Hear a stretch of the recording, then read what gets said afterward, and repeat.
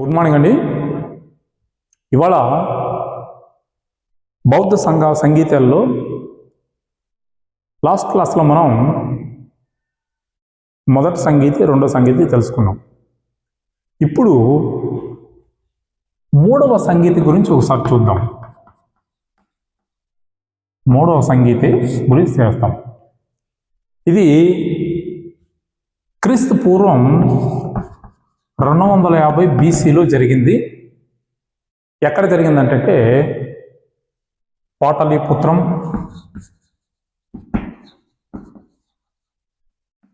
దీన్ని నిర్వహించిన రాజు అశోకుడు, దీనికి అధ్యక్షత వహించిన వ్యక్తి మొగలిపుత్త తిస్స. మొగలిపుత్త తిస్స ఇతను ఏమంటారంటే శ్రీలంక అశోకుడు అంటారు. వెరీ ఇంపార్టెంట్ అండి. శ్రీలంక అశోకుడు ఎవరు? చాలాసార్లు పోటీ పరీక్షలు ఏపీపీఎస్సీ వాళ్ళు అడిగారు. శ్రీలంక అశోకుడు ఎవరు అన్నాడు. ఎందుకు శ్రీలంక అశోకుడు ఎవరు అని అడిగారంటే భారతదేశంలో అశోక చక్రవర్తి ఏ విధంగా బౌద్ధ మతానికి పూనుకున్నాడో, బౌద్ధ మతాన్ని ప్రచారం చేశాడో, అలాగే శ్రీలంకలో కూడా బౌద్ధ మత సిద్ధాంతాన్ని, బౌద్ధ మత విధానాన్ని ప్రచారం చేసిన వ్యక్తి మనకి మొగలిపుత్త తిస్స. ఈయన అధ్యక్షుడు వహించాడు. ఓ రకంగా శ్రీ అశోకునికి మొగలిపుత్త తిస్సకి అన్నదమ్ముల బంధుత్వం ఉందండి. సో బ్రదర్స్ రిలేషన్ మనకి ఇక్కడ కనిపిస్తూ ఉంటుంది. ఈ కాలంలో ఈ మూడవ బౌద్ధ సంగీతిలోనే బౌద్ధ మత త్రిపీఠికాలైన అభిధమ్మ పీఠిక, అభిధమ్మ పీఠికను సంకలనం చేయడం జరిగిందండి. సంకలనం చేయడం జరిగింది. అభిధమ్మ పీఠిక అనే గ్రంథాన్ని ఇక్కడ సంకలనం చేశారు. దీనికి నాయకత్వం వహించిన వ్యక్తి ఎవరంటే మొగలిపుత్త తిస్స. మొగలిపుత్త తిస్స ఆర్ ఉపగుప్తుడు. ఉపగుప్తుడు వీళ్ళ పీరియడ్లో ఈ త్రిపీఠకాలలో చివరిదైన అభిధమ్మ పీఠిక, సుత్త పీఠిక, వినయ పీఠిక, అభిధమ్మ పీఠిక ఈ పీరియడ్లో మనకి రావడం అనేది జరిగింది. సో అలాగే ఈ మూడో బౌద్ధ సంగీతలో బౌద్ధ మతం ప్రపంచ దేశాలకి ప్రచారం చేయడానికి సన్నాహం జరిగింది. ఇక్కడ బాగా గుర్తుపెట్టుకోవాలండి. బౌద్ధ మతం ప్రపంచ దేశాలకి పరిచయం ఇక్కడే జరిగిందన్నమాట. ప్రపంచ దేశాలు వెళ్ళి ప్రచారం చేయడం, సో దానం అనేది మనకి ఇక్కడ జరిగింది. సో ఆ విధంగా బౌద్ధ మతం మూడవ సంగీతి ఒక ప్రముఖ స్థానాన్ని కనిపించింది. దీని తర్వాత మరొక అంశం నాలుగవ బౌద్ధ సంగీతి. నాలుగవ బౌద్ధ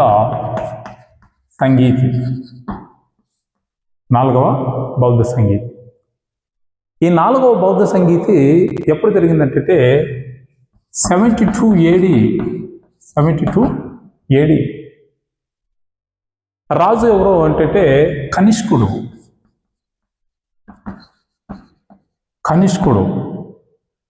అధ్యక్షుడు ఎవరంటే వసముత్రుడు.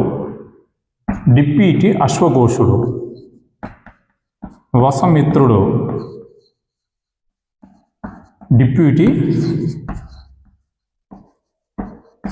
అశ్వఘోషుడు వీళ్ళ ఆధీనంలో. నాలుగవ బౌద్ధ మత సంగీతి జరిగే సమయానికి బౌద్ధ మతం 18 శాఖలుగా చీలిపోయింది. Very important. శాఖలుగా చీలిపోయింది. 18 శాఖలుగా చీలిపోయింది.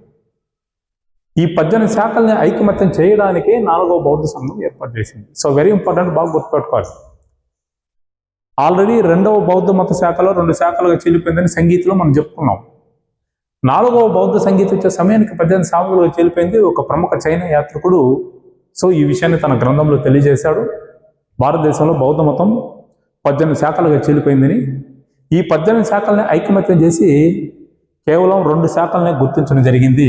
వెరీ ఇంపార్టెంట్ పోటీ పరీక్షల్లో ఒకసారి చూడాలి.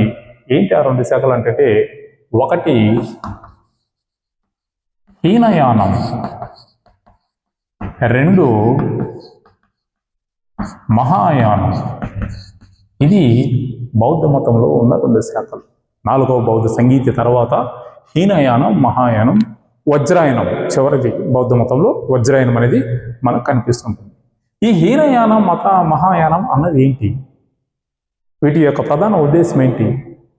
దీన్ని ఆచరించిన వ్యక్తులు ఏ విధంగా తీసుకెళ్లారు అన్నది మనం తదుపరి క్లాస్లో ఒకసారి చూద్దాం.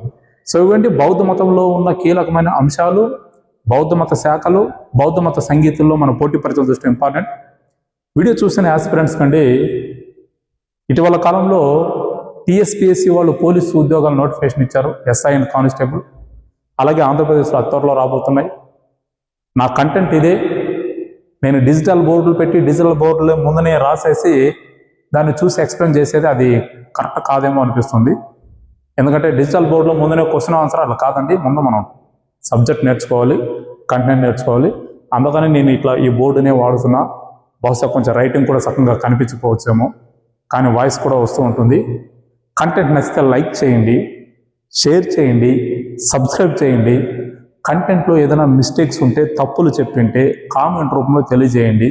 నేను సరిదిద్దుకుంటాను, అందులో ఏమాత్రం సందేహం లేదు. ఒకసారి చూడండి, పోటీ పరీక్షల దృష్ట్యా ఉపయోగపడుతుంది. సో ఇది మీ నుంచి కోరుకుని, నచ్చితే ఒక లైక్ చేయండి, లేదా నచ్చలేదంటే ఒక కామెంట్ పెట్టండి. మీ వీడియో అసలు ఏం బాగలేదు, క్లాసులు ఏం బాగలేదని. సో ఏదైనా నేను తీసుకుంటాను. మీ కాడ నుంచి అడిగేది ఒక లైక్, ఒక షేర్. సో మిగతా వాళ్ళకి ఉపయోగపడుతుంది. ఎంతోమంది ఉన్నారు కోచింగ్కి రాలేని వాళ్ళు ఉంటారు. సబ్జెక్ట్ నాకు తెలిసిన కాడికి ఇస్తున్నాను. అందుకని నా వీడియోలో ఎక్కడ కానీ అన్నెసరీ వాయిస్ను ఉపయోగించండి. ఎందుకంటే టైం వేస్ట్ అవుతుంది, మీకు కూడా టైం వేస్ట్ అవుతుంది. సో ఒకసారి చూడండి, మీకు తెలియదు ఏం కాదు, ఇవన్నీ మీకు తెలుసు. ఒకసారి చూడండి.